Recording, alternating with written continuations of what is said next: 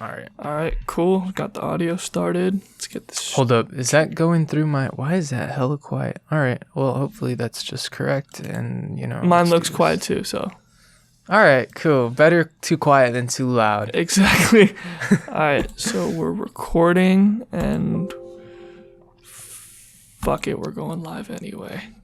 Title. Episode 3. Because we have no idea what it's about yet.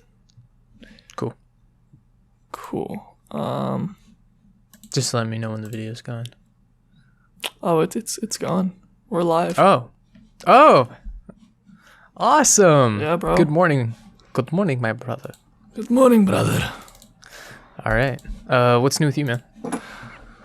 Not that much. I mean, I've been working, built my PC finally. But yeah, I've been working, going to school. That's it, really. What about you? Same stuff, dude. I've been working on music, really getting my mixing skills up. This is an interesting effect, actually, so we can just start jumping into like interesting ideas right off the bat. Basically, there's this interesting thing that happens where when you start doing something and you're kind of new to it, and you start to improve at it, there's this effect that can happen where you think that you actually kind of got a hold on it because you've improved a lot, maybe. And with mixing especially, it's really difficult because you have to learn how to hear things that you couldn't hear before. Like, because when you listen to music as a consumer, that's different than listening to music as a musician, right? Right. But when you're a musician, it's even different still to listen to music as an engineer or as a mixer, because you're hearing things in a way that you've never heard them before. You're not just hearing the melodies of the instruments and things like that, but you're actually learning to hear the spatial qualities of the instruments in sound, So you're learning to hear the tonal frequencies, you're learning to hear the spatial qualities and the timing and everything, basically. So it's not just a matter of like trying to hear the bass anymore. It's like you hear the exact frequencies that the bass is at. So, and you learn over time, like where in the mix the bass is sitting, so that now, cause you know how, you remember like in middle school, like when we were like barely starting to learn instruments, we used to joke about how like you can't hear the bass in rock music and stuff like that. Yeah. And that's something that kind of continued, and that's kind of a wide misnomer, actually. And I remember me and you looking at a video of like famous songs with the bass muted, and it just sounded wrong, right? Yeah, it did. Yeah. So what I realized is that the bass is actually quite present, and you can almost always hear the bass. It's just a matter of knowing how to hear it. Yeah, it's like knowing what to look for. Exactly. Yeah. And so now that I've been learning to mix, and I'm really learning now, not only can I hear things like that in every song, but I realize the importance of like listening to things very quietly, because it actually helps you hear everything more clearly, and you can hear the mix as a whole, and you can hear everything better. And it allows me to hear things in a way that like I just never heard things before at all, because I'm not just hearing the music anymore. Now I'm actually hearing all these like other elements to it, like the spatial qualities, the tonal qualities, the frequencies, and all these different things. And when I was starting to mix, I like thought I had a grip on it. And now when I go listen to like my older mixes, I realize that I like did not have a grip on it at all, So you just gotten like a lot better at it. Exactly. Yeah.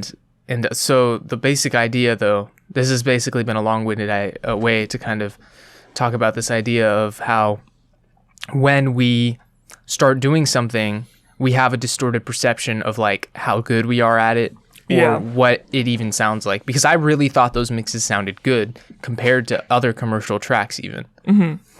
But now with my improved ability to hear things too, I realize that compared to other commercial tracks, they just really don't sound good, and that there's all these elements of them that are lacking, And that's just because I've really learned how to hear things. Like I've learned how to hear the frequencies, how to hear the EQ, and whatnot. And it just makes everything sound like totally different. And that's all just a perspective thing too, Right.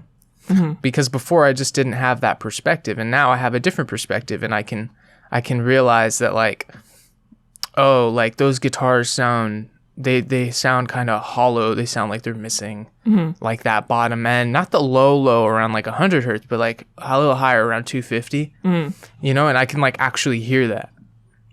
And so it's like totally different thing, you know? Yeah, you just spoke a foreign language. No, I'm just playing. That's cool though. So you mix all the tracks for your band, huh? Yeah. So we basically went into the recording studio around March last year, basically, and we recorded a whole bunch of songs. And initially we were going to mix with the studio engineer, right? Yeah. And I was really excited to do that because I'm thinking, okay, this guy's been in the industry for a long time. He's clearly a professional. Right. So I expected a certain level of quality, you know. I didn't expect it to be like Grammy level quality or anything, but I expected it to be pretty good, you know. And it just didn't meet that kind of minimum standard of quality, you know, of like what I think we should have been happy with as a band. And it didn't convey the emotion and the story of the song, and so it was all around not a very good mix. And we tried giving him a few shots. We tried doing different things, and we tried even just having him do like vocal tuning. And he ended up really just flattening out the vocals, making them like really boring. The auto tuning was kind of more obvious, and so we were like, I don't think this is gonna work. So what we ended up doing instead is hiring on an editing engineer, because I'm not very proficient at doing edits. So like if something's out of tune, like I wouldn't even probably notice because I'm not checking for that. And I just want to mix really anyways. So we'll send it off to the editing engineer as kind of like an assistant. And he's been super great too. That's the other thing. And he hasn't been doing this for very long. And then he'll send me the tracks with whatever kind of edits they need. So if they need some time correction, if they need some tuning or whatever, you know, he has the tools and he has the ears and he'll do that. He'll take care of it. And so we're going to have him go back and re-edit some of the vocals that the other guy did from the studio. And then, yeah, we ultimately decided to go ahead and have me mix all the tracks. And it's been a bit of a journey to kind of hear things and to get the sound for the band right.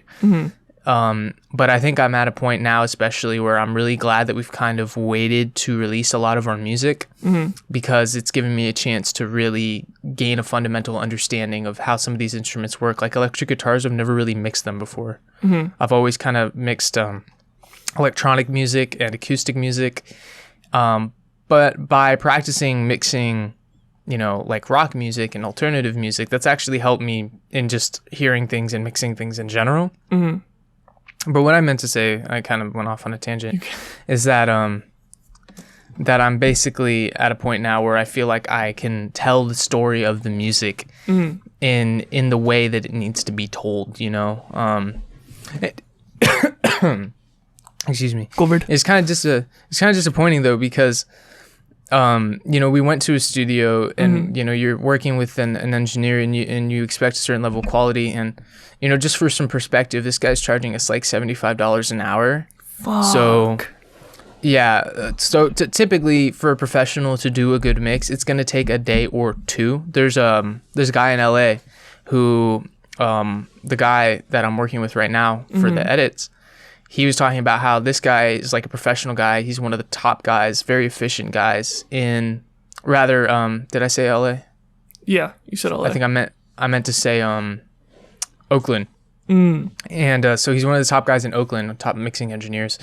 And this guy would take at least 2 days to do like a professional, like flushed out, excellent sort of perfect sort of a mix. And it's never really perfect, but you know, like that meeting a certain level of quality, a certain standard, right? And so that's like 16 hours, right? 2 8-hour days. So again, for perspective, that guy might be charging a similar rate. This other guy we had working at our studio basically is charging $75 an hour. He only put 10 hours into like one of the mixes that we had him do for us. And it like didn't sound done yet. And most of the sound of that mix was like determined by me, because when we started the mix, I was in the studio with him and I was telling him like, I want the drums need to sound like this, and this needs to sound like that, and you need to make these moves on the vocal here and whatnot. And he was kind of disappointed because he's like, well, I'm not even really getting to mix the song. So then we cut him loose and we were like, okay, just mix the song and like just show us what you can do, without any input from us. And what we got was just like, it wasn't what you wanted. It wasn't good. It wasn't even good. And so I've had like our editing engineer like apologizing to me profusely, because like I've told him this story, and he's like, dude, on behalf of engineers everywhere, like I'm so sorry that was your experience. Oh man. Yeah. Because you're paying like this guy like $75 an hour. That's a lot of money. Yeah, and, that's not cheap. That adds up. Like 10 hours, do the math, $750. Exactly. And so, sucks. if I just think that's a problem, for sure. If I can deliver a better story, a better sonic story, then someone who's charging $75 an hour, like there's something wrong with that picture. Yeah. So then I've listened to, you guys have put out what, 3 singles? Yeah, and they're all kind of old, too. I mean, the songs are new, sort of, but the mixes that I actually released, like those, I did all of those like last year, so those are all like old. I heard the first one you guys put out, and then I don't remember if it was the most recent one or the one before that I heard like fairly recently, so it was probably the newest one. Yeah, Drowning. Yeah, I think so. Yeah, that one was super dark. Our engineer actually cried. The recording engineer actually cried while we were recording that song. Shit. Yeah, he was really tearing up, because it's just such a dark song, Yeah. I saw what it was. I saw the video you guys posted where it was one of the guitar players that wrote it, right? Yeah, the singer, the main guy actually. The main guy. Oh, I didn't know that. Yeah. So I saw his video where he was explaining it on your guys' Instagram page, and I was like, shit. Yeah. But that's cool. I mean, good for you guys. That's awesome. Yeah, thanks, man.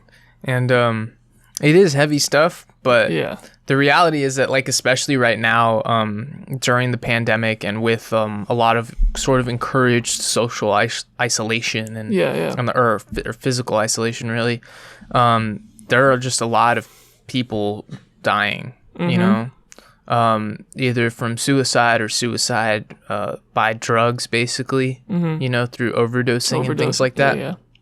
Yeah. And I think that has become sort of this profuse issue that the media isn't talking about it, and I don't really hear anyone talking about it actually too much. Yeah, and I find that very concerning. Well, it is, man. I mean, the pandemic isn't just having an effect on people's health in terms of getting COVID and getting sick. It's had a severe impact on most people's mental health, right? And like you said, when you're physically isolated from people, and like you can do this where you're talking, but it's not the same. You know what I mean? Yeah. And I think, one of the things is humans are social creatures. And now it's like, okay, well, you can't do that. You have to be stuck at home, and you just got to wait it out. And we don't know for how long, but yeah, just stay there. That's basically all we've heard. And that's what we keep hearing. It's like, just 3 more weeks. It's been almost a year.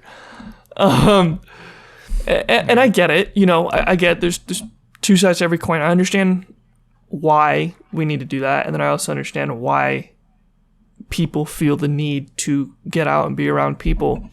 You know what I mean? And because we are social creatures. We enjoy other people's company. I mean, unless you're super introverted, antisocial, then okay, then you stick out. But yeah, the Being introverted doesn't necessarily mean that you don't enjoy being around people either. That's true. Yeah. That's true. In high school, I used to be more introverted, actually, probably first couple years. But anyways, yeah, I don't know, man. It's had a severe impact on people's mental health, and I'd be curious to see like what the exact number. I don't know them, so I'm not going to say anything, but I would imagine that the numbers of people that have died by suicide and the numbers of people that have been diagnosed with depression, anxiety, and things like that have gone up. I looked this up the other day, actually. I don't remember exact numbers, but it is bad. It's pretty bad. Yeah. I think for something like depression specifically, like the increase hasn't been too as dramatic as you might expect it to be. Yeah. But in terms of deaths from overdoses and things like that, it's increased exponentially. It's just a huge amount, really, I should say. And the fact that like, the media, the mainstream media especially, kind of just isn't talking about this. I find that to be particularly interesting, and I also find it particularly confusing, all of the sort of different narratives that are out there. And the thing is, too, that it's not just people spouting opinions. It's not just some people saying, like, oh, you should wear a mask or you shouldn't wear a mask.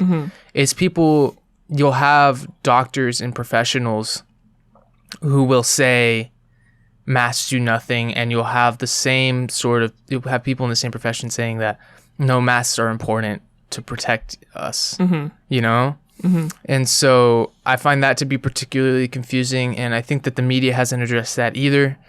This sort of disgusting, sort of toxic idea that, like, someone who shares a different perspective than you, like they're wrong, or that they should be like ostracized or shamed, or that you shouldn't, that they have, like, their words have no value and no credit, is that's just like so wrong, yeah. Because like I know a doctor, for example, who doesn't wear a mask, and I asked him about it, and I was like, like, what do you think about the mask thing? And he was like, well, masks don't work, and he told me that masks don't work, and that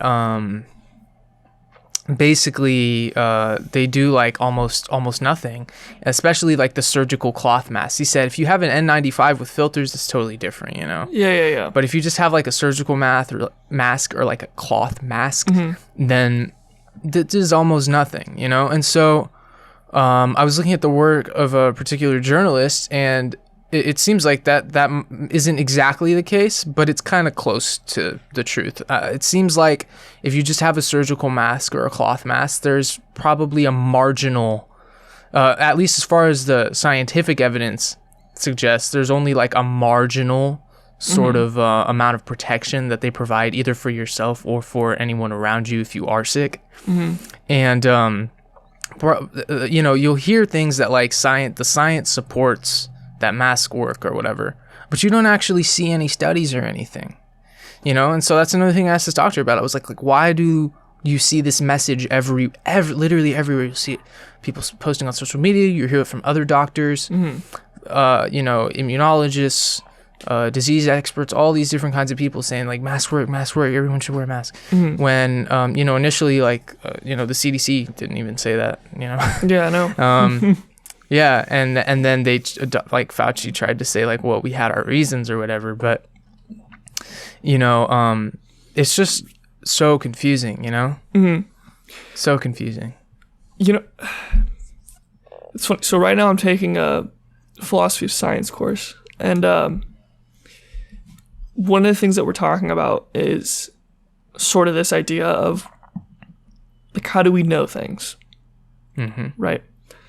And so masks, for example. You get conflicting messages where it's gone, like at the beginning when the CDC said, you don't need it. And then they said, okay, no, you do need it. You hear the doctor, like you said, saying, nope, they're basically useless unless you're using N95 masks. And then you hear other doctors saying, no, you should wear one anytime you're in public. It's conflicting. And really what it comes down to is we don't know. We just don't know. And yeah, right now, again, I don't know this, but this is what you always hear right now. What we hear in the media is it seems that there is more evidence to support the case that masks do help, at least in some capacity. And if they help at least in some capacity, we should wear them. Yeah. That's what we hear now. Yeah. Right? But really what it comes down, this hasn't been around. I mean, at this point, it's coming up to a year. So, I mean, you'd think we'd have a general idea by now, but it's almost like we haven't had enough time to really understand, okay, do these work? Do they not? And I don't know. I mean, I'd be curious to see what studies there are, how many there've been. If the problem is that there hasn't been like a study where, and because it's unethical, you can't do like in the middle of a pandemic, you can't have like two cities that are almost completely the same, and then you can't have one city like not wear masks at all, and then have the other city everybody wear masks, you know? Because that's really what you would want to do. Then you would know. And you can't. And then that goes to show, like, the problem with saying we know these things, we know this, we know, it's like you don't really. You're making an educated guess. A very, yeah, exactly, an educated guess. Yeah. And it's like, I don't know, man. I also, like, personally don't see the big issue with wearing a mask. No, see, this is what I always think is because I don't understand people who are like so against wearing masks, because it's like if it could help, then like what's the problem? Exactly. Unless you're working out, it really doesn't impair your ability to breathe or anything. No, and you have asthma, don't you? Yeah, it's my mom is especially. She's like really prone to asthma, dude. She wears like when she goes out, she almost never goes out, but if she does, she wears like this sealed mask with like these big respirators on the side of it, you know? So, okay, like, so if she can do it, nothing's then, like, getting in or out, you know? Right. It's not a big deal. You know what I mean? I get it. It really isn't. If you're working, like, I get it. Like, if you're working 8 hours a day, whatever, and you gotta, like, you have to be in person, I get that. That could be annoying. Like, I don't have to deal with that. But at the same time, it's like, but you're not the only one dealing with it, though. You know what I mean? You're not the only one dealing with it. It's also not that bad. It's really not. I mean, didn't you have to do it when you were RA? You'd have to wear your mask when you were out for a while, wouldn't you? Dude, I'd like forget about it. I just got so used to wearing it all the time. It's exactly like you just forget about it. It's like, oh, like, you know, you'll smile at people and you'll be like, oh, I have a mask on. Shit, right? Like I forgot, you know? Right. It's just it's not a big deal. I don't get why people make it a bigger deal than it is. It's because people say like, oh, it's impeding on my freedoms because. And it's like, okay, how? I mean, because you're telling them like they have to do something, basically. Like they have no choice in the matter, right? It technically is impeding on your freedoms, because if you're saying you don't have a choice between wearing a mask or not wearing a mask, like you've taken away their choice. Okay, so, fine. But then the government does that. Okay, fine, but that happens all the time. The government tells me I have to wear a seatbelt in the car to keep me safe. I can say no, I don't want to, but guess what? I'm gonna get pulled over. I'm gonna get a ticket. Or if I'm not wearing one, I happen to not get pulled over, and I get into an accident, I'm gonna go flying out of my windshield. So, so I think the bigger problem is just, I mean, I don't really know. You see, this is one thing that like I've had a hard time trying to wrap my head around it. It's like because I think there's a plausible, even if there isn't like hard evidence for it, there's definitely like a plausible argument for. Wearing a mask, and that kind of plausible argument is that, you know, you could kind of imagine that if some particles maybe are not getting, so say you're sick, right, and maybe some particles are like not getting through your mask, say maybe even most of them are, but maybe say it's just less than if you weren't wearing a mask at all, and then you come into contact with another person. You could at least say that, you know, perhaps that's going to reduce the viral load that person comes in contact with, so that if they were to get sick, maybe it wouldn't be as bad. That seems plausible, right? And then there's also this. I saw it was an image from I don't know who. I don't remember where it was from, but I saw the image and I was like, okay, that's interesting. And basically it was the image showed two people next to each other. One person was wearing their mask, and then they said this person has COVID. Or no, sorry, it was the person who wasn't wearing a mask. They said this person has COVID, and then this person that doesn't have COVID is wearing a mask. And then it said the chance of contract 70% if you're within 6 feet of each other, and person that has COVID isn't wearing a mask, person that doesn't have it, even if they are, there's still a good chance that you can get it because this other person's not wearing a mask. And then it went to what happens when both people put it on, and it goes down to like 20% or something like that. And so, like you said, it's not an end-all be-all, right? If I'm next to someone with COVID and we're both wearing masks, there's still a chance that I get it, right? Yeah. But it's better than not wearing it. Now, look, those numbers might be false, right? I would say they probably are. Right? They probably are. Yeah. I'm fully aware of that.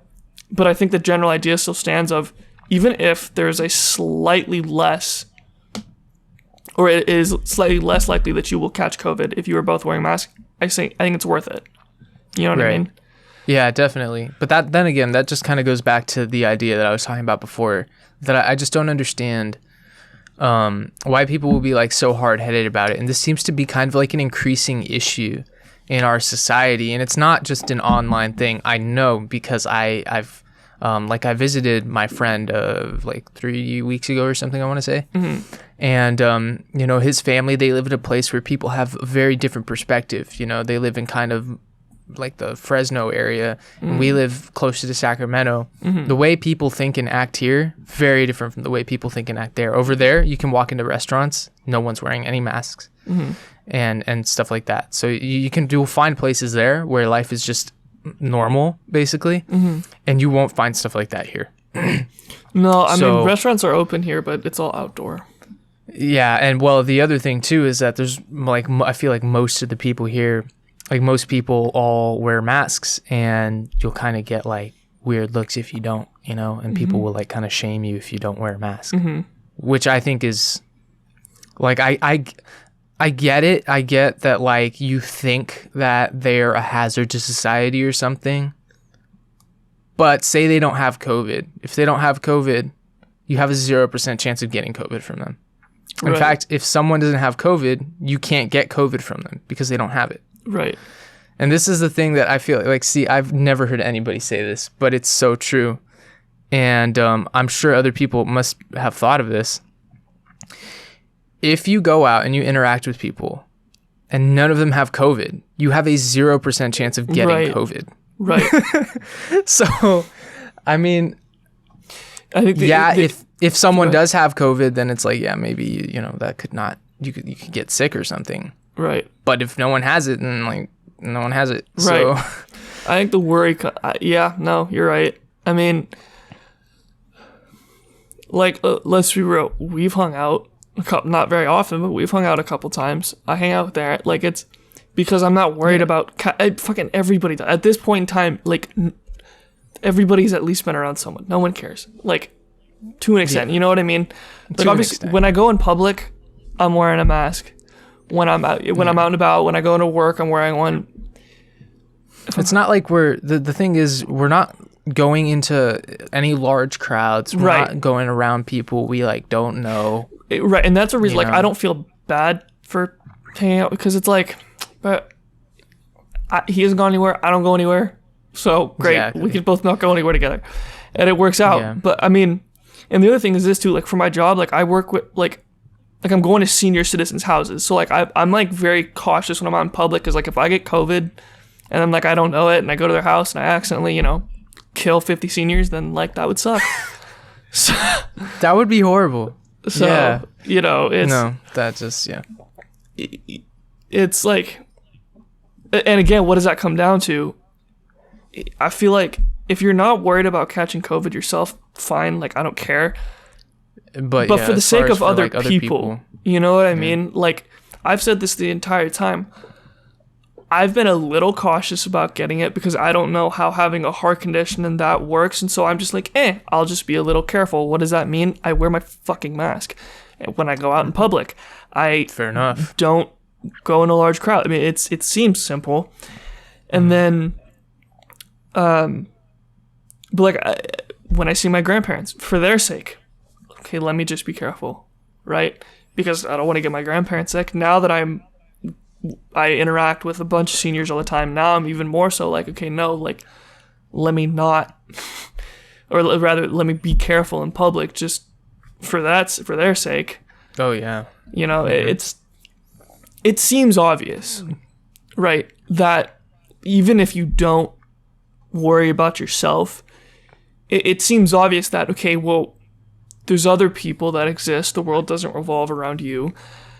And it would seem to make sense that you should at least have some empathy for other people and wanting to at least prevent or help prevent them from getting sick.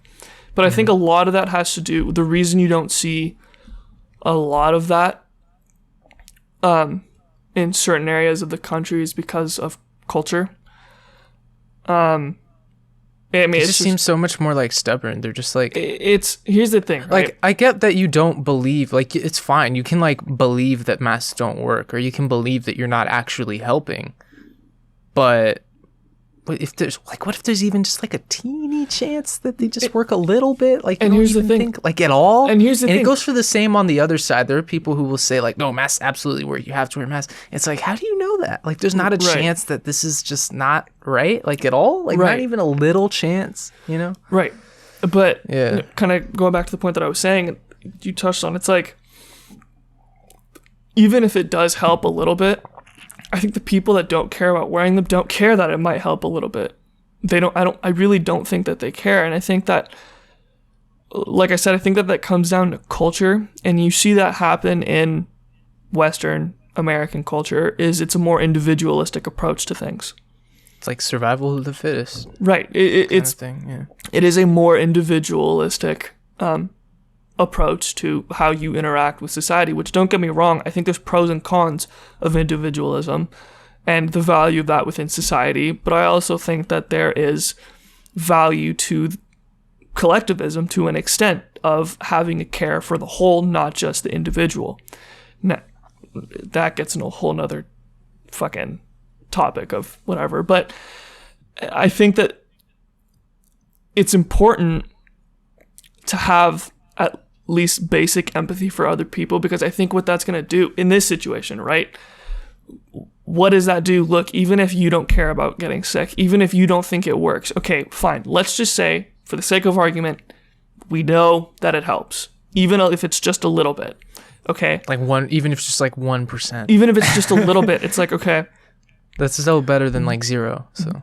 And it's also these people that are saying, okay, well, we want to be out of these lockdowns. We want to, shit, so do I. No one wants to be in these.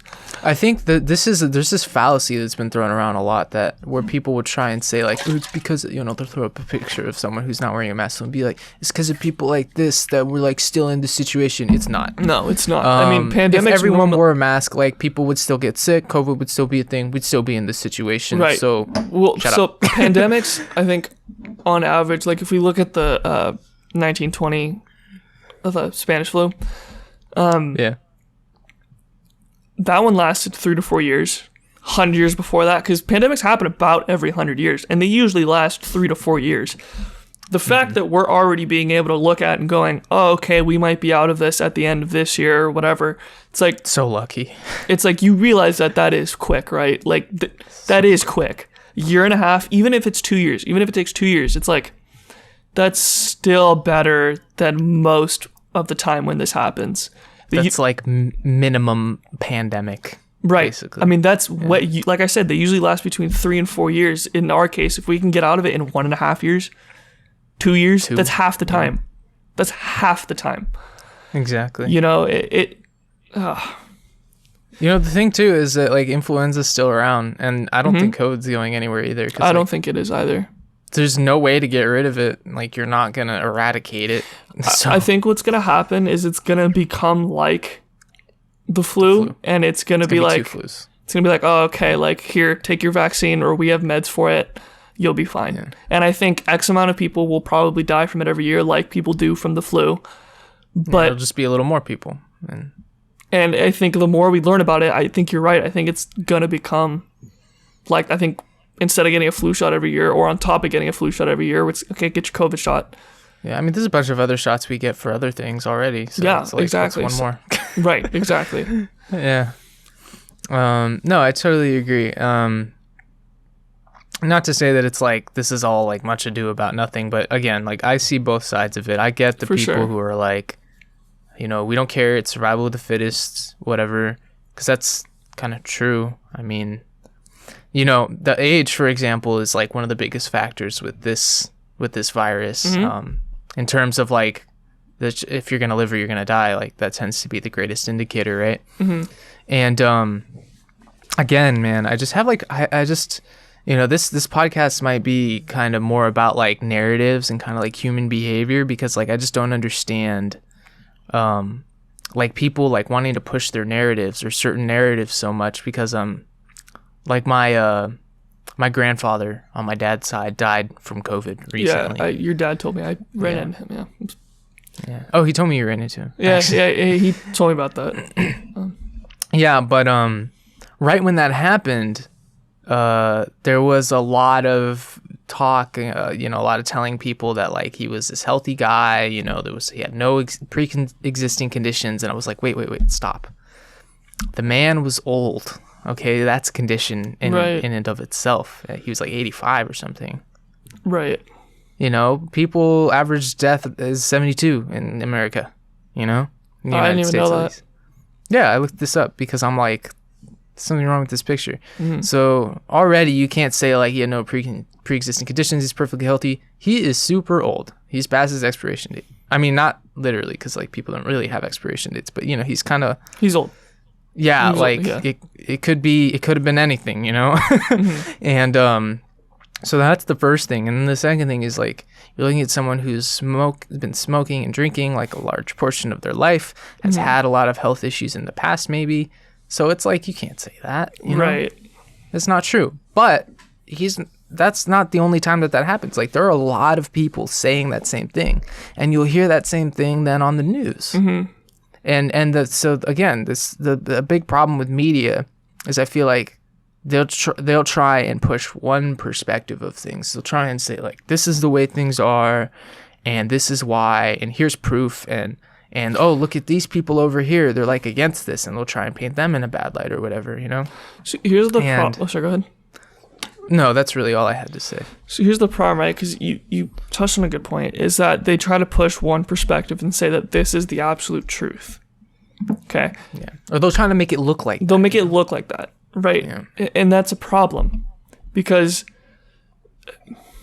the reality is sometimes we just don't know things. Multiple things can be true at the same time. There probably is studies that show masks work, and studies that go, hey, they don't.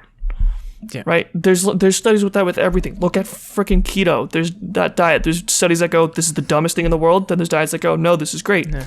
And that's when you have to do like a meta-analysis. Right. That's when you have to like get your brain working. Yeah. Right. And it's the problem with pushing one perspective and only sharing that one perspective is that's what people start to perceive as reality. And the problem with that is when you think that your perception defines reality, it becomes very difficult to accept that other things might also be true, or that your view of looking at things might be wrong. My teacher actually gave us a good example, because we were talking about this last week, or in the book, he gave us a good example. Think of a jigsaw puzzle, okay? Mm-hmm. You can replace the corner pieces of your ideological framework, and it's not that big of a deal, right? There's certain things that are easier to change about the way we think about things.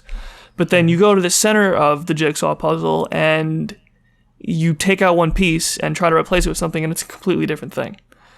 Yeah. Right? Mm-hmm. So then let's look at this. Masks.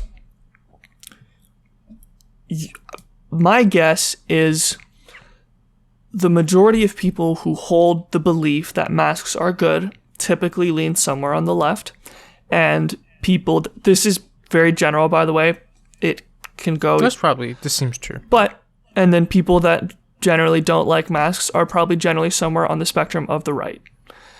And the problem with it is this: if you somehow prove that one or the other, either masks good, masks don't do anything, if you somehow were able to prove that you can't actually prove anything with absolute certainty, but close to it, to some degree of certainty. what that does is it makes this other group go.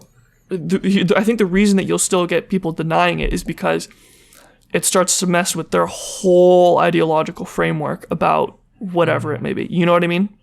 Yeah, like that puzzle piece doesn't fit. It doesn't fit. Like you can't. Yeah. Exactly, it doesn't fit, which means that they have to start rebuilding the puzzle, right? And no one wants. And no one wants to do that because it's hard. It's hard to accept that other things might be true and that your perception of reality might not actually be reality. Exactly, and that's especially true because a lot of times our ideas they don't exist in sole isolation. They tend to be connected to other ideas. And exactly. To other things. And exactly. So the way.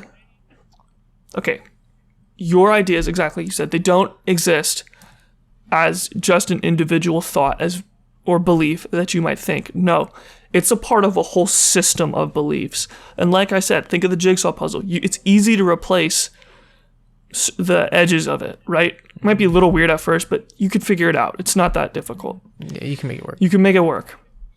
But it's when you start to change those core beliefs that it's like, that's hard, because that means you're basically changing who you are as a person.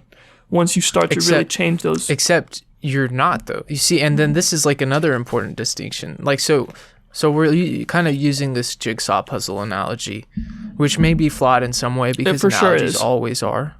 Yeah. Yeah. And, but to kind of, if we want to look at that, say you have a jigsaw puzzle and it's your perfect picture of how things are, right? Mm-hmm. Because maybe you're very naive and you think that exists, that there's some like perfect version of everything. Right. And say, you maybe kind of start opening your mind a little bit. You start kind of learning things and you realize like, oh, that piece over there, that one, that kind of wasn't right. Like, we'll change that, If you really want, you could just end up with a whole different puzzle. Yeah. But that doesn't mean that you're a different person, I think, necessarily, because I think this is one thing that's really important to do is to realize that there's you and there's your ideas. Yeah. And there's what you think. And realize also that you don't really have that many ideas. Some people, I think, probably don't have any ideas. Yeah. Really, these are things that we've learned from other people. These are things that we've studied from other humans, whether some things maybe we've learned from experience. There's nothing that's like ours, Mm-hmm. Everything comes from somewhere else, even things that we like learn through our own life experiences, like we are having experiences and we're taking things in from the outside, from the world, from other people, mm-hmm. From our surroundings and things like that, that's mm-hmm. not you, Right. Like, yeah. And if someone else has an idea and like, we do this all the time. Someone says something, I think that makes sense. I'm going to adopt that.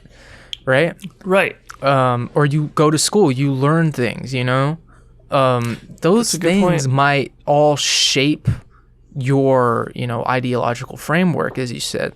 They might shape the way that you think about things. But that isn't all just you, even if that's just like a part of you, even if that affects your personality, that affects who you are. Mm-hmm. It isn't entirely you, That's a good point. And that begs a deeper philosophical question as to like, if you aren't your ideas, then what are you? And all of this stuff, isn't you, what is you, Wait, I mean, I'm down to go down this rabbit hole. Yeah. All right, let's do it. Yeah. Well, no, that's true. That does beg a big question. So then, okay, so I asked Sean this question the other day jokingly because, like, this is legit stuff that we're reading right now, right? And I was joking with him, but, like, this is a legit question. Is there a separation of the brain and the mind? Is there? If so, what is that? And do you get what I'm saying? Like, what I mean when I say that? Okay. So your brain holds your ideas, your thought, whatever. And then your mind is you. Okay, what is that? Right? Is that your ego? Is that your like psychological ego? Yeah, your psychological ego. Is that if you're religious, is that your soul? What is that? I don't know. I'm not claiming to know. But that is a good point, though, that your ideas and beliefs are separate from who you actually are. But then you could also argue this, though, that actually it's your beliefs and your ideas that make up who you are and define who you are. I would say that's all these almost certainly false, though. okay, think about it though. Yeah. The way that to an extent, you know what, you're right, because there are some traits and behaviors that are passed down genetically, aren't there? Right. Yeah. So this is one thing I was going to say. Okay. In psychology, in you know, this is one thing that you'll find in all areas of psychology. There tends to be, because again, this isn't something we know, but there tends to be this kind of guess that probably we're like 50-50. We're probably like 50-50 nature, 50-50 nurture. And I think that makes the most sense, you know? I think so. And that varies probably, almost certainly, from person to person, you know? So if we said that was true, it wouldn't be true for everyone. It'd be true to varying different degrees, right? Right. But yeah, so if you are asking that question of like, what is you? Well, there was something there when you were like born. Before you knew language or you knew anything, before you had any experience of the world, all you knew was the inside of your mother's womb, and that was it. There was still something there, you know, and that's all your genetic information. And you'll see parents with kids, you know, when the kids are growing up, they'll do things that like the parents do, and they're like, I've never done that in front of my kid, like I don't know why they do that, you know. Or there'll be like little habits, or they might like say things or do things a certain way, or have certain attitude about things, or a certain you know, way of looking at things, and it's like, how You want to hear something super weird? Sure. Okay, so my mom and I were born the same day, you know that. We have the same birthday, June 18th. And it's funny because there are certain thoughts that my mom will have. Like, we'll see something, right? Like on TV, and we'll both have the same thought. The same, almost, I shit you not, almost the same exact thought and reaction to that. And that's like, okay, that's weird. Because I know that, you know, there's just certain traits you just pick up from parents. It's hella weird, though, because my mom and I are very alike. And we will respond to certain things, and have the same thoughts in response to something all the time, and it is so weird. But yeah, no, I was just thinking, because I was like, I literally have an example of what you're talking about. But anyway, sorry. Yeah, so it's like, basically, if you could imagine that maybe you're more like your mom from nature and from nurture, then you're gonna be a lot like your mom. You know? Right. It's funny. So yeah, I don't know. I noticed there's a lot of things that, I mean, I get a lot from both my parents, but I am my mom's child. Like, it's funny. Her and I have a lot in common, but shit, I had a point to bring up. I forgot it. Anyways, yeah, no. People, personalities. No, I had a thought about something completely different. It was some interesting thing that we learned in ethics the other day. That ties into psychology. But yeah, I think that is something that like really interesting to think about, though, is that kind of question of like, what is you and who are we, you know? Right. This is something I think we don't really think about too much, and I think people do get too attached to their ideas often. I think we all do sometimes. I think, yeah. Well, so that's funny. You don't think people think about that? I think people think about that all the time. They think especially about today. Like who they are. Yeah. Like who is you. Yeah. I think people think about that all the time. Maybe not on the, like what we're doing right now. I was gonna say, am I the mind or am I my beliefs? I don't think it's like that, but I think. Yeah. I was gonna say, how do you think that most people think about it then? How do most people conceive of themselves? Well, think about it. Okay, labels, identity. These are all things that people prescribe to themselves and others all the time. And to give themselves a better understanding of who they are, and so that way other people perceive them the way they want to be perceived. And that's why I think people think about, like, who am I all the time, but from an identity point of view. But then I guess the question that you and I would ask is, okay, are those your beliefs, your ideas, or is that really you? Yeah. See, I think that might be wrong. That might be, but it's just say that it's wrong. But I think it's definitely, you know, if you only conceive of yourself, you know, like say your identity, whatever that means, is something very important to you. and you say you identify very strongly with like your physical traits and physical characteristics, maybe you identify strongly as like a man or something, and whatever it is, yeah. You think of yourself as this kind of very masculine sort of a person, maybe. And then maybe you identify very strongly with like your race, and you say like, I'm whatever like, it is, I'm Hispanic, or something like that. Yeah. Maybe you're some kind of like machismo sort of a dude. That doesn't seem to me to be the correct way to define yourself. If you're going to define yourself like that, then you're going to be, I think, very empty. I think it's limiting. What's that? I think it's limiting. I think when you define yourself based on your physical traits, your culture, don't get me wrong, these are all things that make up who you are, but they are aspects. It's not like they maybe don't matter at all. I mean, they may have some kind of bearing on you in a positive way, but I think that's what I'm saying. I think that it's a part of who you are, not solely who you are. You get what I'm saying? Sure.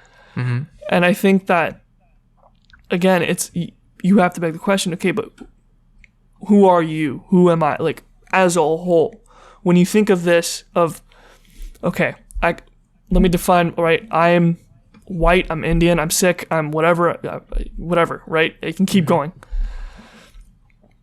But it's like, okay, is that who I am? Is that who I perceive myself to be?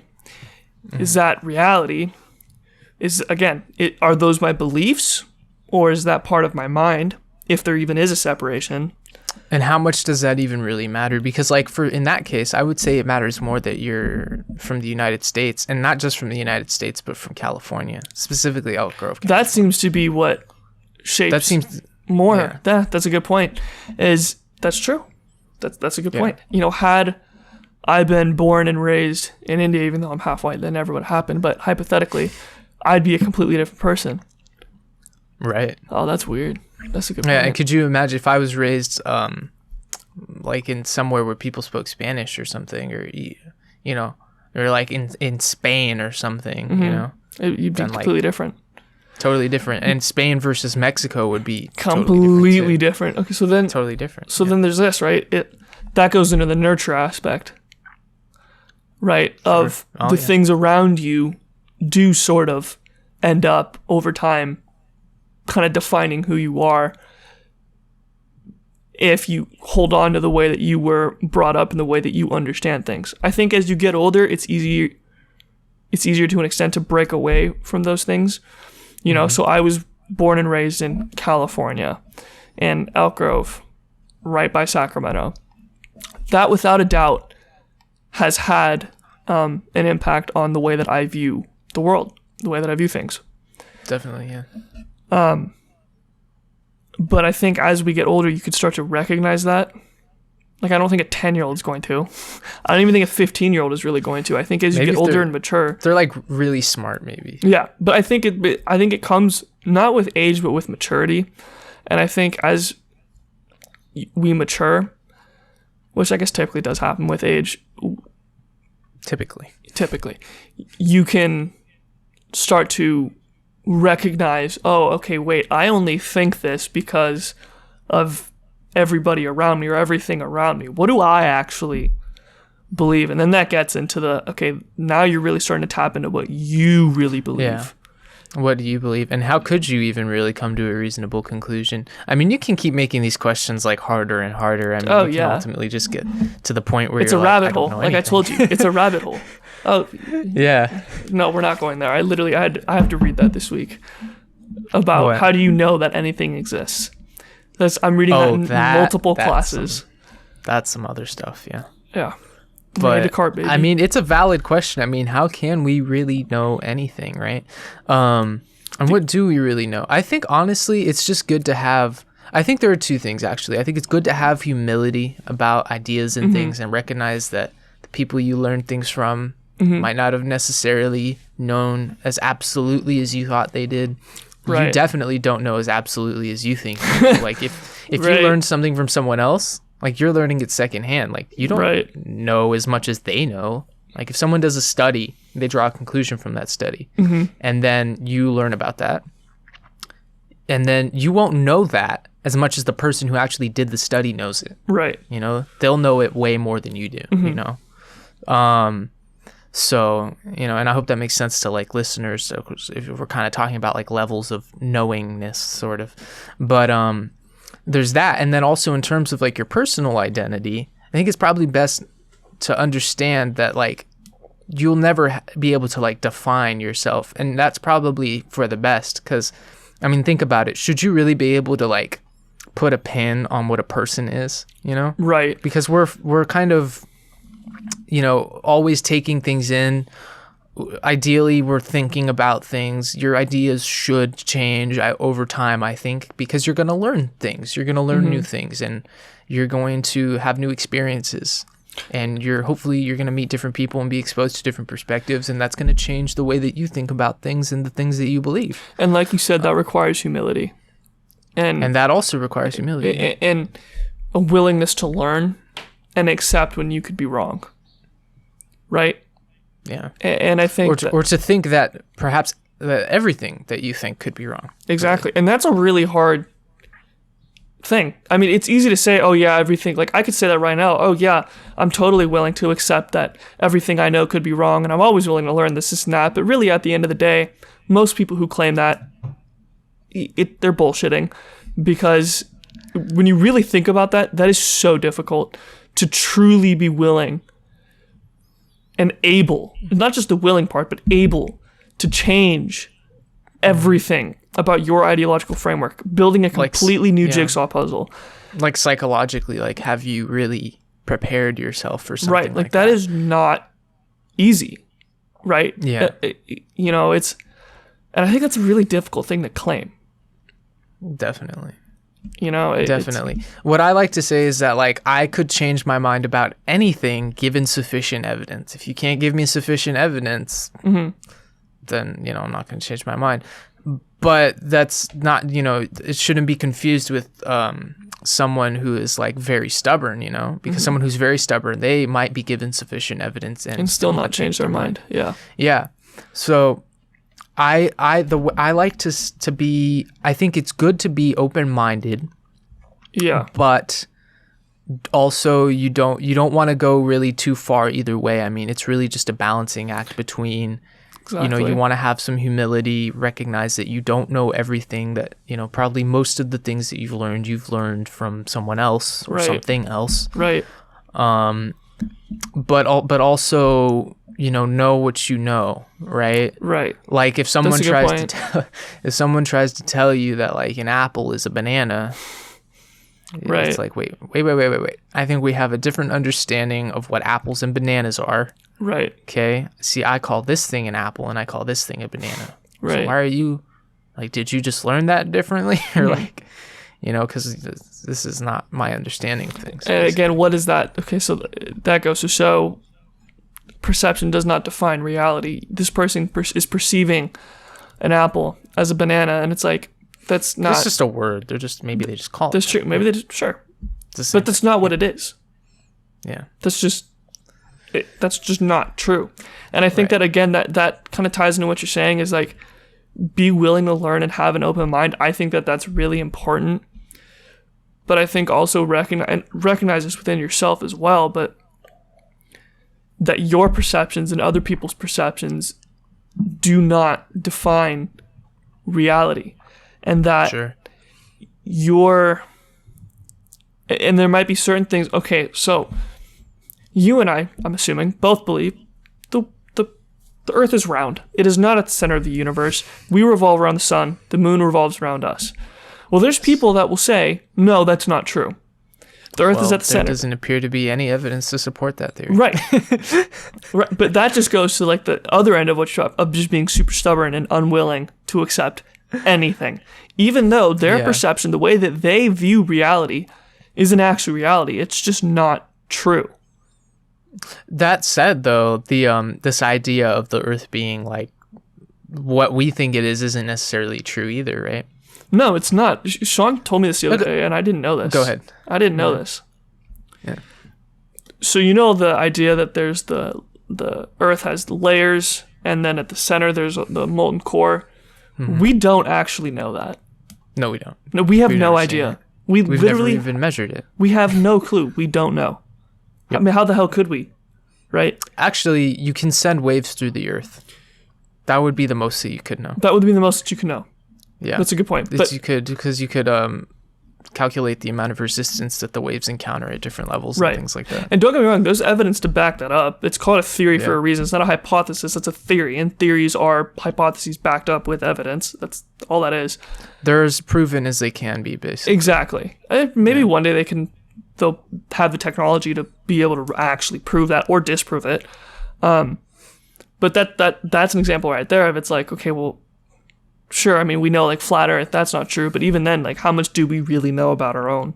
Take the apple. That's more simple, right? Yeah. We call it an apple, but as you observed, like, or as I observed, like, that's just kind of a word. And then you Right. kind of observed that, like, yeah, that's right, because this thing we call an apple, that's not what's really there. You know, we call it an apple. We see the red. You know, we feel the texture of the apple. You know, and there's sort of this thing about the apple that makes it an apple to us. Right. And so it's like its quality, the quality of being an apple is what the apple is. You know, Right. there's something about it that makes it what we call an apple. But, you know, it isn't the red color necessarily. It's not what we think it's made out of. It seems you to know, be its entirety it's that not- makes it an apple. Yeah, It's like appleness, this, if you will. It's like something else, you know? It's something that like if like a squirrel went and like took your apple, like it knows what that thing is, but it doesn't know that it's like an apple. But it's still the same thing, you know? Well, I mean, it's not gonna know that it's called an Like- apple, but it's gonna know Well, what it obviously, is. It's a squirrel. It knows it's like this is like a food thing and it tastes good, you know? Right. Right. So, but in terms of like objectively, what is that thing? Like, we don't really know. Like, we only know through what our senses can tell us, right? And our senses can be deceiving. Again, okay, so then that shows, like, do you actually even know anything? Because, okay, here, I'll put it like this. Here's an example. I don't remember if it's... I think there's a type of fish that has more cones and rods in their eye than we do. I think we have... No, what's- creatures that live on like the bottom of the ocean see like way different than we do. Yeah. and so we have, I think it's 7 rods, right? Or cones, whatever. And they have like 9. It was this one specific type of fish that had... Dude, there's like a sea snail that has like 26. Anyways. Right, and it's which one's perceiving more reality to be? Which perception of reality is more true? Ours or the fish? Probably the fish, technically, because Yeah, it we is can able see to more. see more of what is real than we can, and so our senses sort of limit us in the way that we can understand reality. Think of this, right? Okay, physics. We can use it to explain a whole fuckload of stuff. This is not stuff that, well, okay, to an extent, like I could see my phone drop when I do that, but certain things on the microscopic level, we wouldn't know if that was real if there was no way to study it. You know what I mean? So our senses limit us into knowing what is real. Think of how weird math is for a second. How do we know? Like, what even is math? What's a number?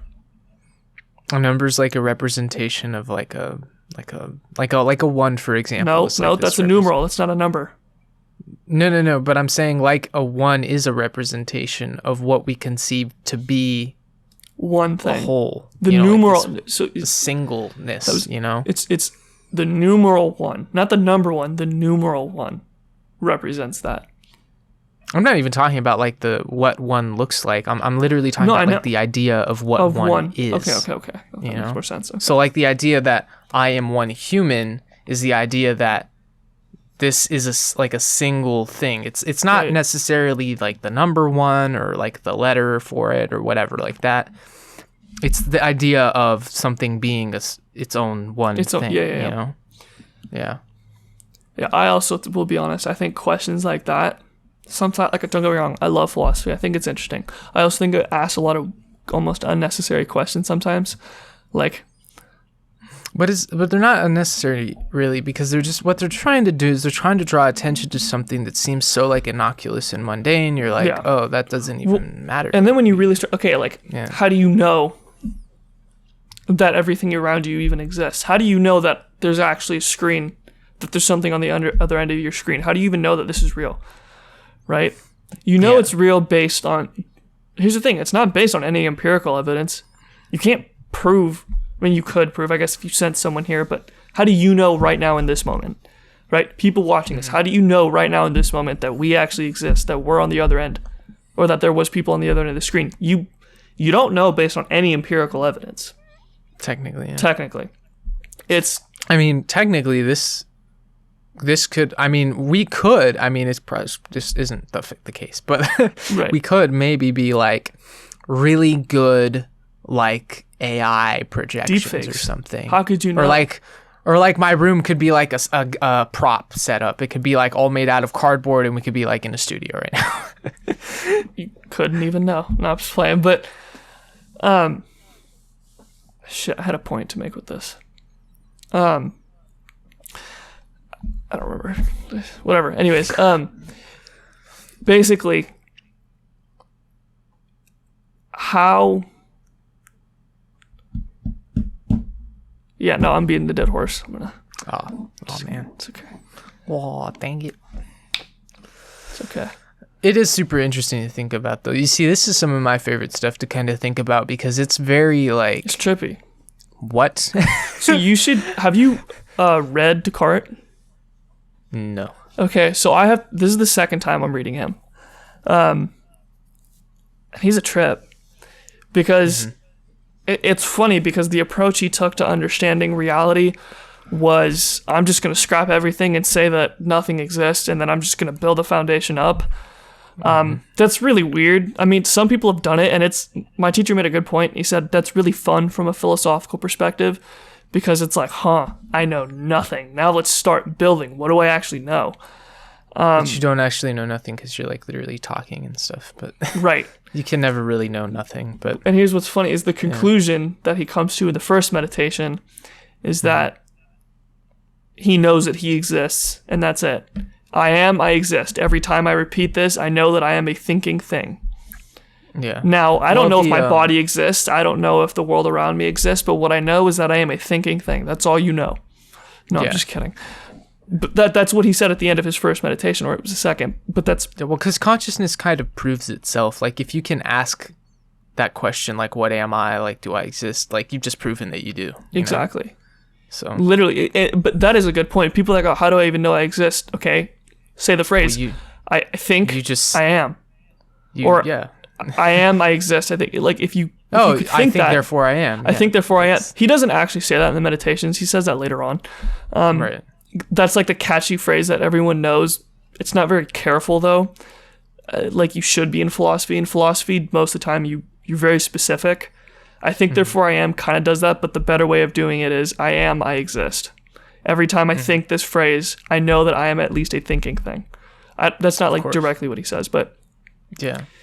But it's kind of like one of those obvious things.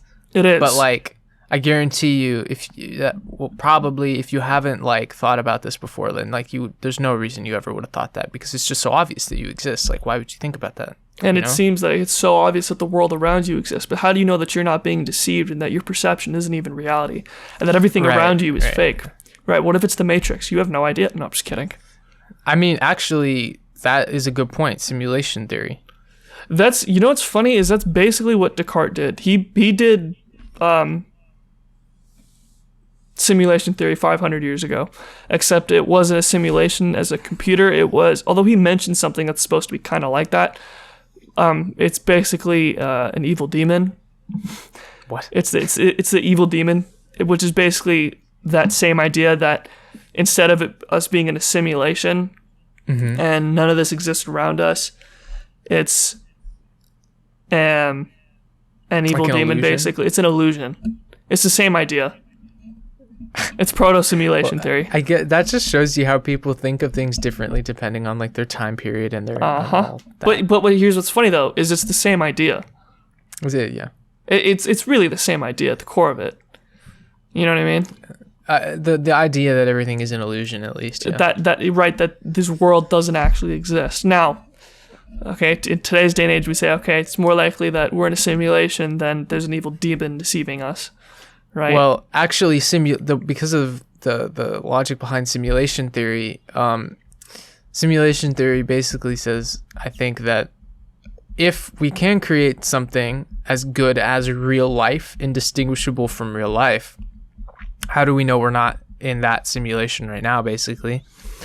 And then the idea is that if we can do that, and this all is based on if we can do that, right? So if we never get to the point, if we can't ever get to the point where we can create something that is exactly as convincing as reality, then simulation theory doesn't work at all. Right.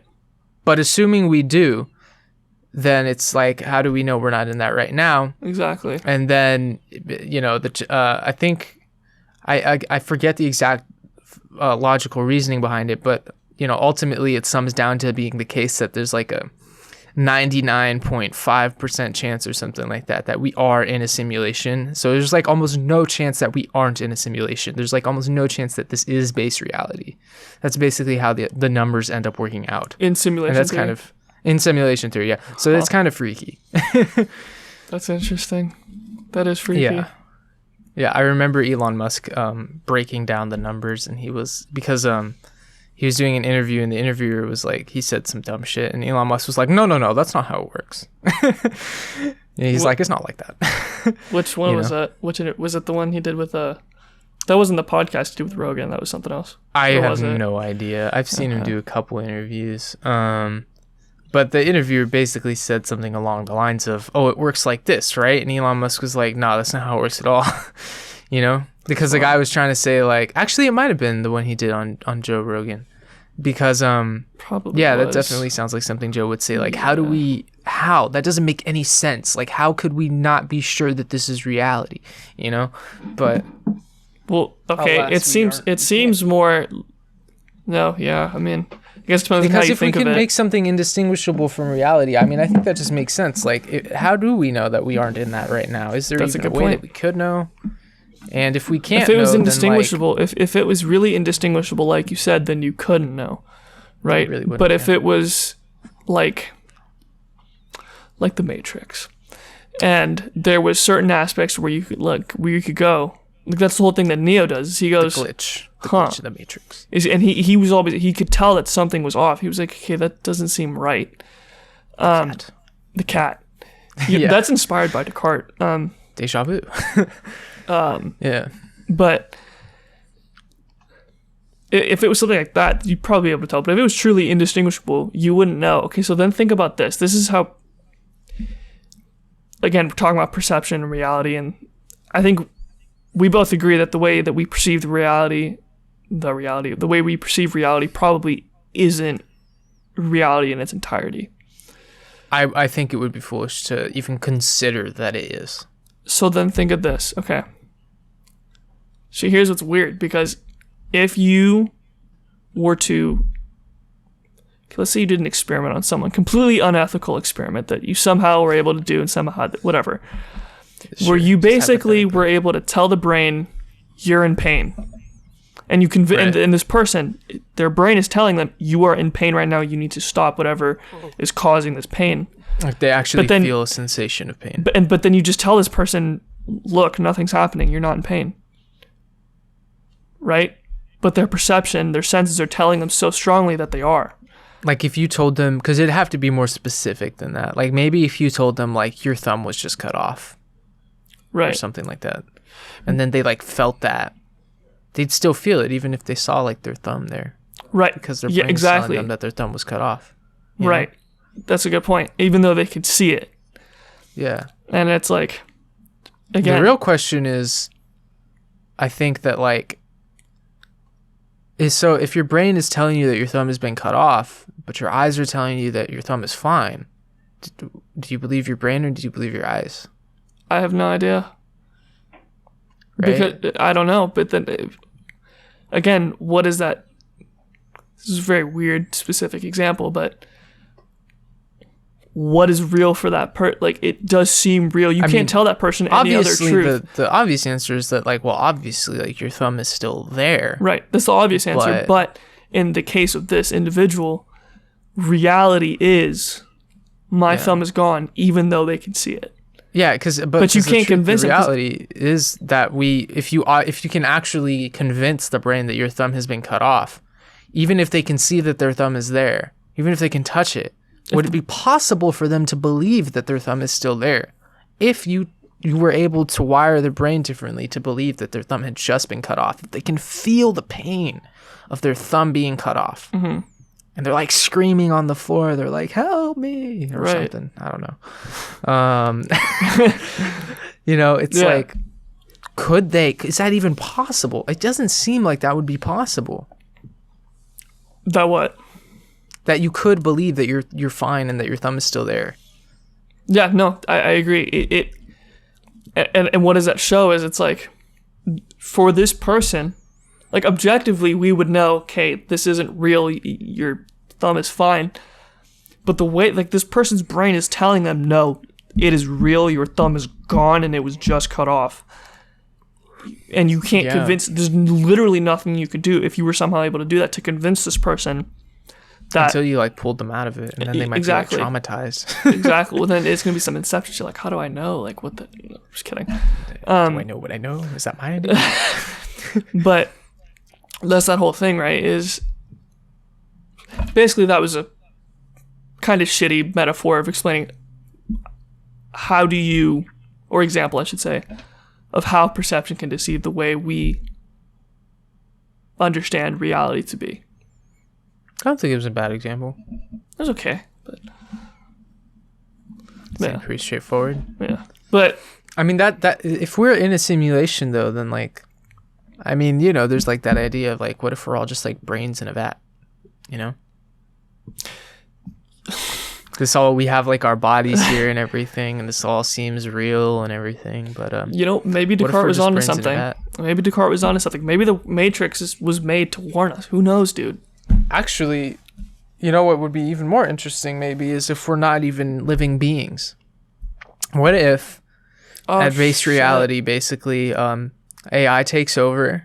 There's no more living humans or anything like that. Humans ultimately decide to merge with technology. Eventually, everything just becomes technology. And what if we're some kind of, not even a brain in a vat, but what if we are actually AIs, in a world that has been like created? What if this is all happening inside of a computer? What if this is actually all just an experiment, and there are like, either, other AIs observing us, or, that seems less plausible, but maybe there's just like human scientists observing us. Maybe they've created some kind of world generator or something,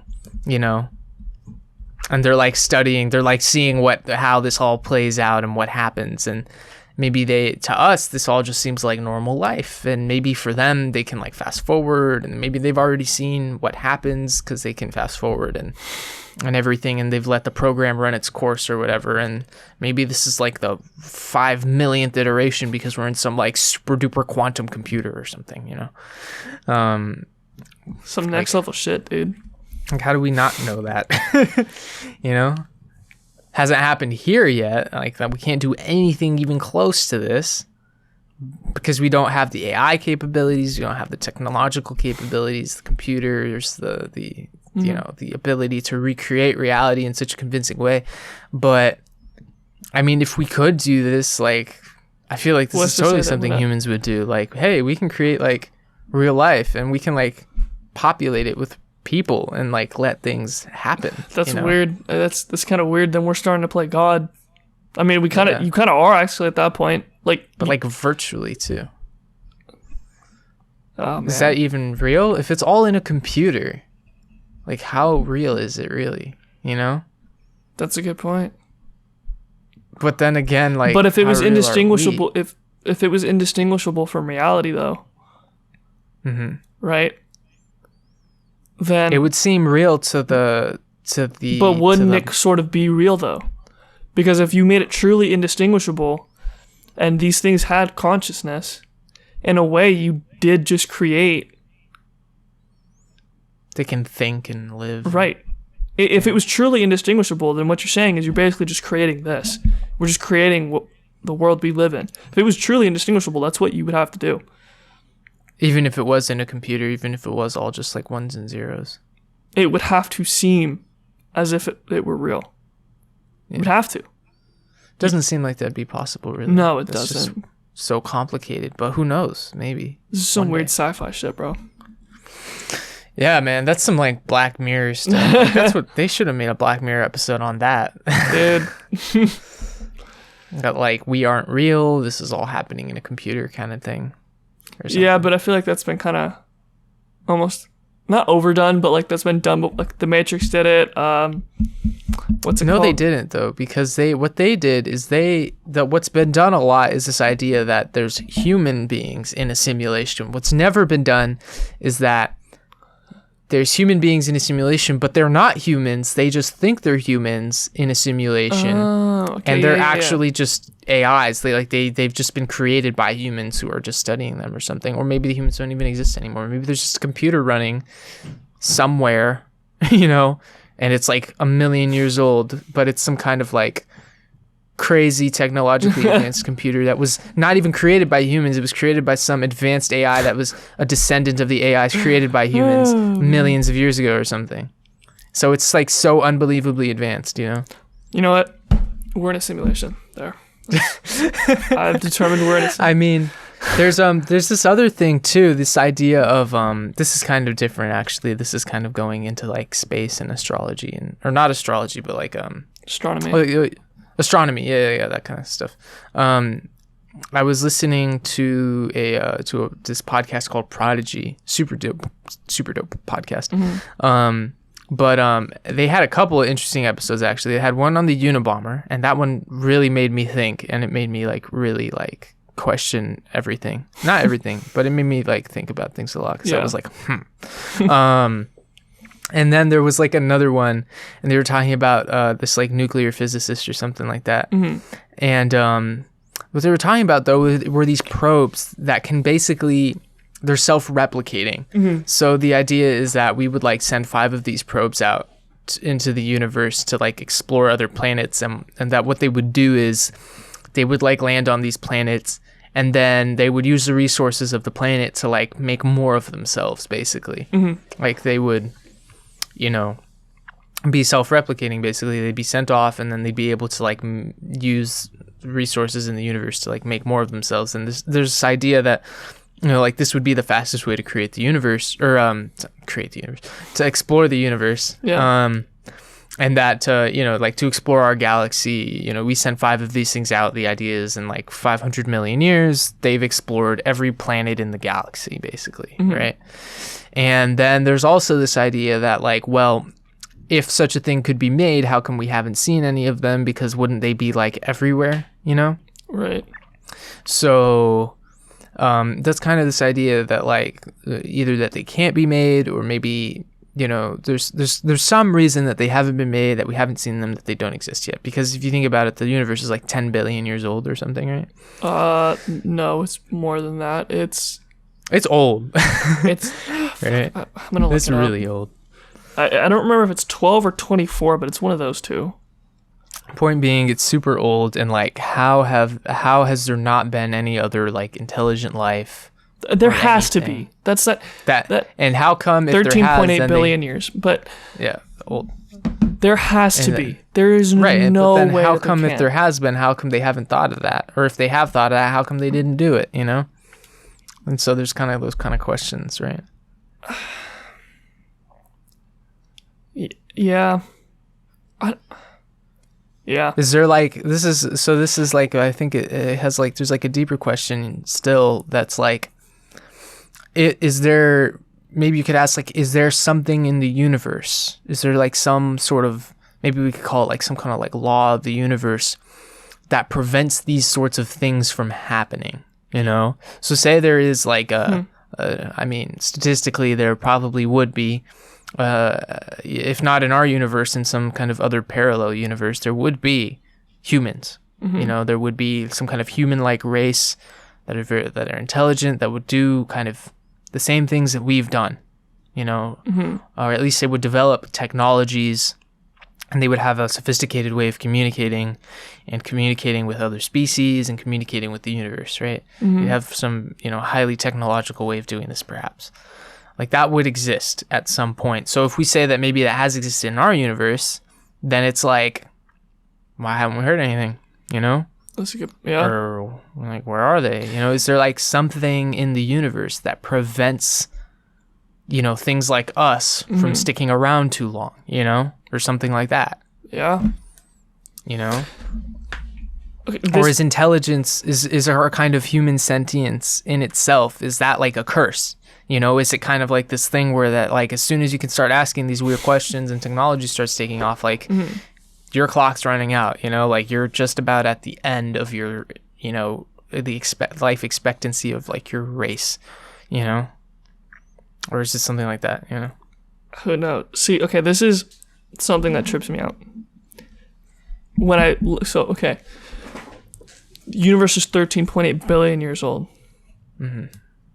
What existed before that? There's always there was something that was the size of a baseball, and then and it's like, well, then what you're saying really is that the universe as we know it has existed for this long, but there was something else that existed before then, right? There are a lot of, like, astrophysicists, well, maybe not a lot, but I've definitely heard from certain astrophysicists theories about how, perhaps there could be many big bangs all happening simultaneously in some kind of a greater plane, and that our big bang was just one of, like, many big bangs happening. Yeah, I've heard alongside many other big bangs, like, and that there are really just many universes, and they're all, like, man, that's so weird because.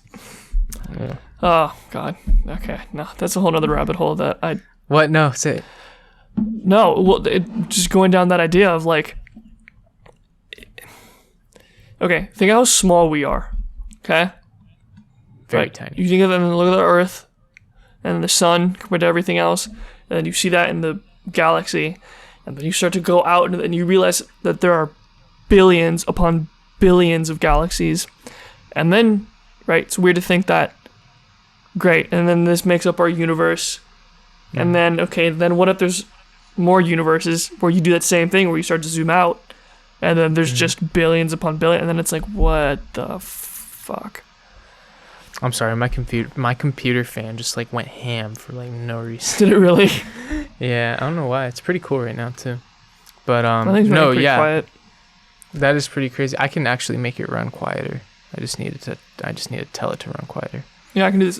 Sean helped me set up all the fan curves and shit. So it's funny, like, it stays hella quiet until it hits like once the CPU hits like 90 degrees or something like that, it just gets loud as it gets super loud. Like a spaceship. Yeah. Dude, I took my gaming laptop over to my friend's, and his brother was like, "It's taking flight. Like, your computer's taking flight." So I was looking at mine in the lighting setting I have in it right now. I was like, this thing kind of looks like a spaceship part. It does? Yeah, here, you know what? Here, I could just show you with my camera. Yeah, let's see it. It does. Yeah. It's like fix the hyperdrive, Chewy. Yeah. Or something like that. Yeah, it was cool. I don't know if you saw, we vertically mounted my graphics card. Normally they're in like this. We did it so it's like this. Yeah, I know. I saw that thing in there. Yeah. Yeah. This was fun to build. Computers are so wild. Huh? Computers are so they wild, are. Dude.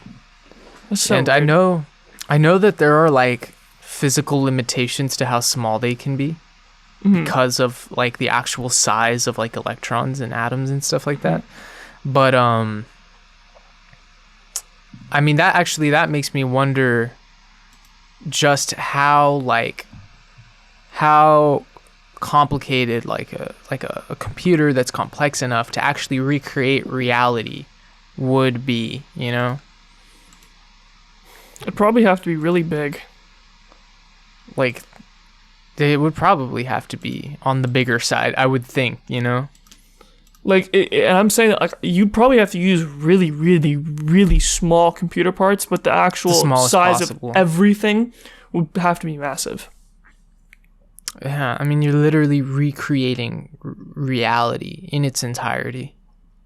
I mean, I think, like, the internet, like, the actual, like, the internet, it exists as a like the building that basically controls everything. It's huge. That's just the internet. And that's the internet. Imagine trying to recreate reality. Yeah. Oh, God. And that just like stores all the information and everything, right? I think so, yeah. I mean, I don't know too much about it, but I just know that it's huge. The servers. Yep. Yeah. Hey, dude, I actually got to get going in a minute. Mm-hmm. So. Yeah. You ready to wrap it up? Yeah, I think so. I'm going to go ahead and all right. All right. Thank you, everybody, for listening. Yep. Appreciate it. And being here with us while we like space out and talk about stuff. Yep. All right. Let me go ahead and. Oh, shit. All right. And tell stream. me, are we ending the audio? Tell me when maybe we can end it at the same time. All right. 1, 2, 3. 3.